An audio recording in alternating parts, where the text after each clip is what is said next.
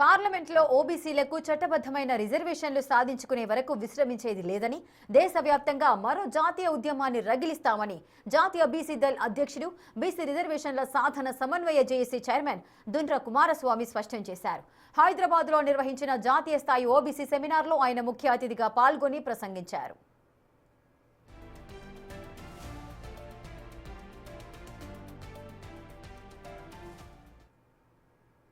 కేంద్ర ప్రభుత్వంలో ఓబీసీల కోసం తక్షణమే ప్రత్యేక మంత్రిత్వ శాఖను ఏర్పాటు చేయాలని, ఇది ఓబీసీల న్యాయమైన హక్కు అని కుమారస్వామి డిమాండ్ చేశారు.